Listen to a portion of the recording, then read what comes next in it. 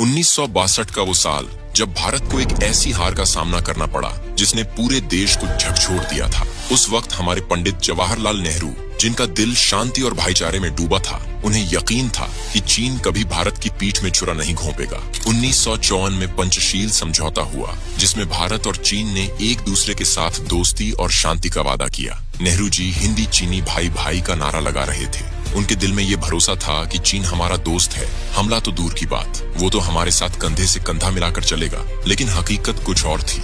चीन चुपके चुपके जंग की तैयारी कर रहा था। वो हमारे भरोसे का फायदा उठाने की फिराक में था। बात 1950 की है, जब चीन ने तिब्बत पर हमला बोला और 1951 तक उसे पूरी तरह कब्जा कर लिया। तिब्बत, जो भारत के लिए एक बफर जोन था, एक तरह से हमारी ढाल था। अगर तिब्बत आजाद रहता तो शायद आज ये सीमा विवाद और जंग की नौबत ही नहीं आती। लेकिन भारत ने उस वक्त बस हल्का सा विरोध किया और चुप हो गया। ये हमारी पहली बड़ी गलती थी। फिर 1959 में दलाई लामा भारत में शरण लेने आए, जिससे चीन तिल मिला गया। भारत ने अपनी फॉरवर्ड पॉलिसी शुरू की, यानी विवादित इलाकों में अपनी चौकियां बनाने लगा। ये सब देखकर चीन का गुस्सा और भड़क गया। और फिर 1962 में वो दिन आया जब चीन ने हमारी पीठ में छुरा घोंप दिया।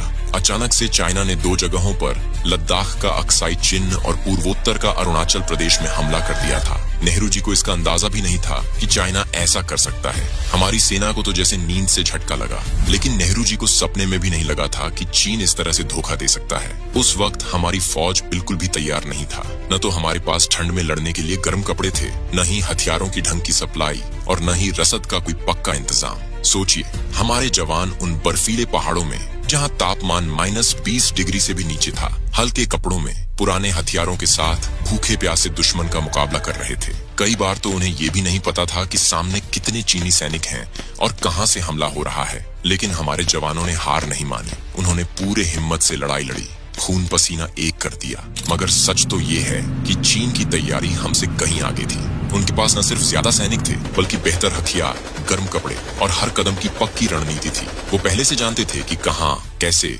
और कब हमला करना है। हमारी सेना के पास न खुफिया जानकारी थी, न ही ढंग का संचार तंत्र। फिर 20 नवंबर 1962 को चीन ने अचानक सीज फायर का ऐलान कर दिया। अरुणाचल से अपने सैनिक हटा लिए, लेकिन अक्साई चिन्ह को अपने कब्जे में रखा। भारत की हार ने पूरे देश को सदमे में डाल दिया था। हमारे जवानों ने जान की बाजी लगा दी, मगर कमी थी तो बस तैयारी की। नेहरू जी का भरोसा टूट गया। ये हार सिर्फ जंग की नहीं, बल्कि हमारे उस भोलेपन की थी, जो ये मानता था कि दोस्ती के नाम पर कोई धोखा नहीं देगा। इस हार ने हमें एक बड़ा सबक सिखाया। शांति की बात करना, भाईचारे की उम्मीद रखना, ये सब अच्छा है, मगर देश की सुरक्षा के मामले में आंखें बंद करके भरोसा करना खुद को धोखा देने जैसा है।